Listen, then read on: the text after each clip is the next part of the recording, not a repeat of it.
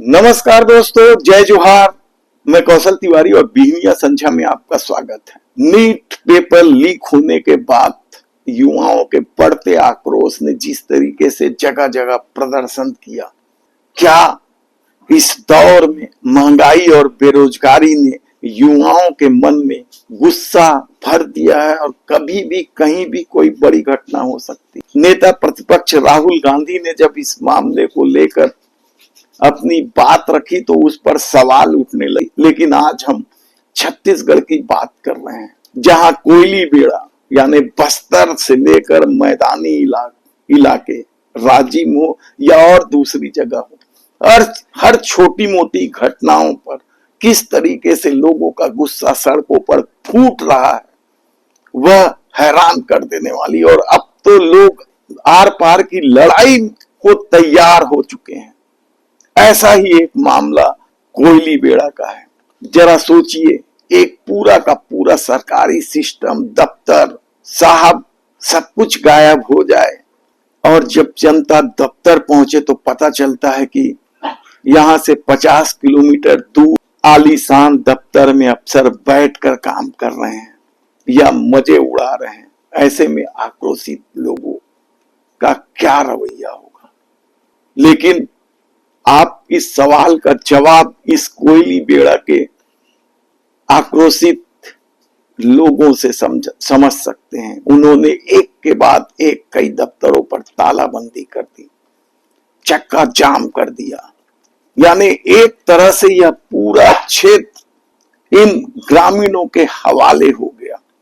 और ग्रामीणों ने यह घोषणा भी कर दी कि अब सरकार लिख कर देगी तभी वे यह सब खत्म करेंगे। ये किसी फिल्म की कहानी नहीं है, यह कहानी है बस्तर संभाग के कोयली बेड़ा की कड़वी हकीकत है, जहां 68 गांव के ग्रामीणों ने सड़कों पर डेरा डाल दिया है। मुख्य मीडिया से यह खबर गायब कर दी गई है। प्रशासन के हाथ पांव फूले हुए हैं और सरकार के पास शायद कोई जवाब ना हो। हालांकि सरकार में इतनी ताकत है कि वह सब कुछ कर सकती है। लेकिन आज हम सिर्फ कोयली बेड़ा की बात नहीं करेंगे, और भी जगह की बात करेंगे जहां इसी तरह से लोग आक्रोशित होकर सड़कों पर उतरने लगे हैं, प्रदर्शन करने लगे। छोटी छोटी जरूरतों को लेकर लोगों में इतना गुस्सा क्या सिर्फ महंगाई और बेरोजगारी की वजह से है? हो सकता है, लेकिन इससे बात खत्म नहीं होती है। बुनियादी मांग के लिए सड़कों पर आखिर लोग क्यों उतर रहे हैं? क्यों सुशासन के दावों के बीच जमीन पर सिस्टम हैक नजर आता है?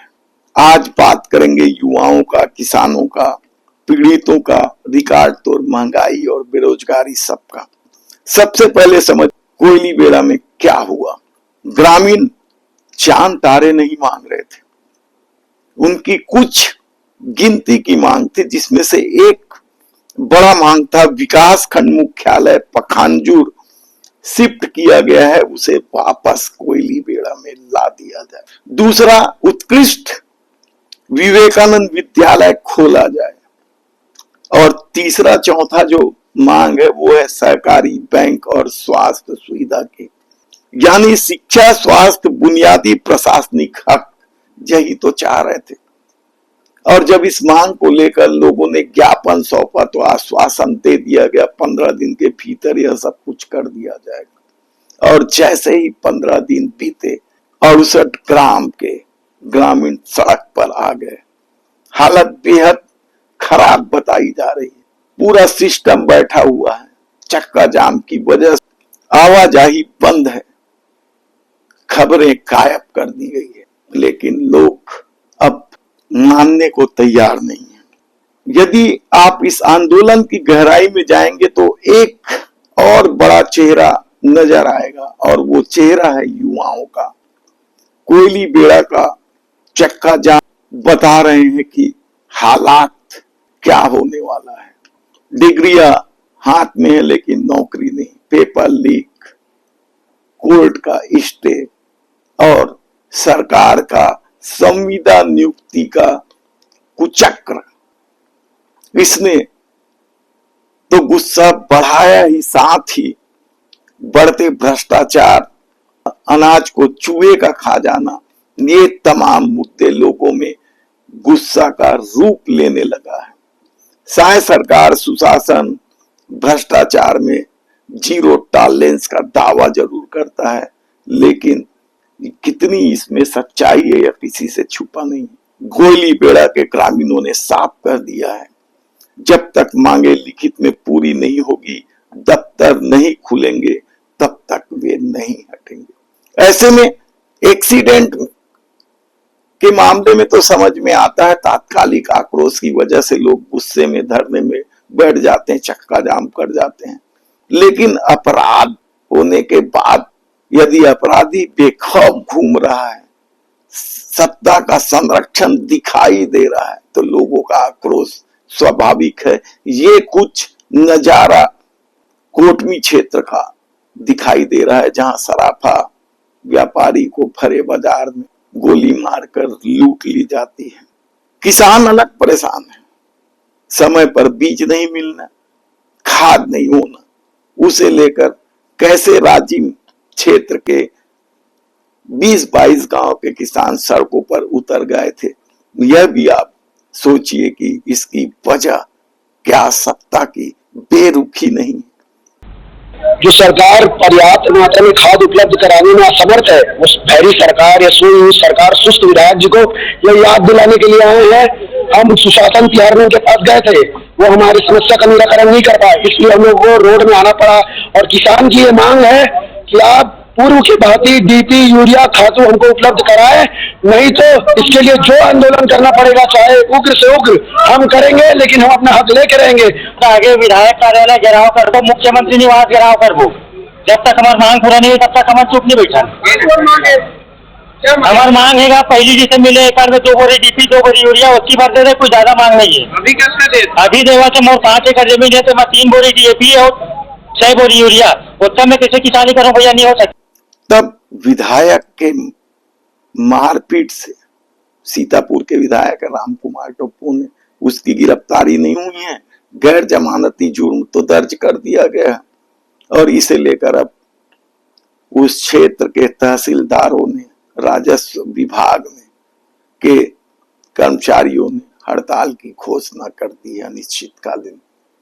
यानी गुस्सा किस तरीके से भरा हुआ है, और क्या तो क्या सरकार को लंबे समय से चल रहे आंदोलन भी दिखाई नहीं देता। चुनाव जीतने के समय तो वह बड़े बड़े दावा कर देती है, उनके मंचों में जाकर के नियमितीकरण कर देंगे, नौकरी 57,000 शिक्षकों की कर देंगे, लेकिन जब सत्ता में आती है तो वह क्या करती है। इसका सबसे बड़ा उदाहरण तो महीनों से बैठे डीएड अभ्यर्थियों की पीड़ा से समझा जा सकता है।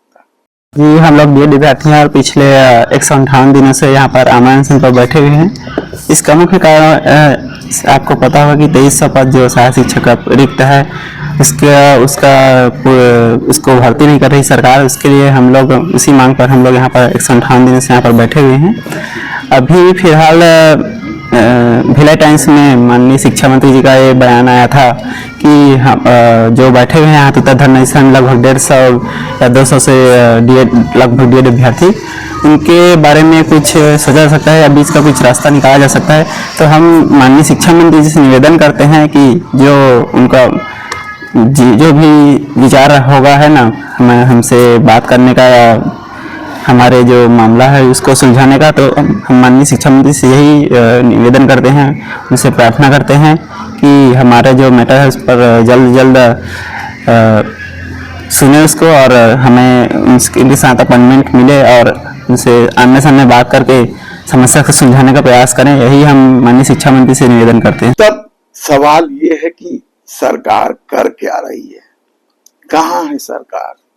यदि लोगों का गुस्सा इसी तरीके से भड़कता रहा तो स्थिति कहां पहुंचेगी, भयावह हो सकती है। सरकार इस बात को क्यों नहीं समझ रही? हम ऐसे ही खबरों के साथ आपके पास आते रहेंगे। आप अपनी राय जरूर दीजिए और सब्सक्राइब करके बेल आइकन के बटन को भी दबा दीजिए। धन्यवाद।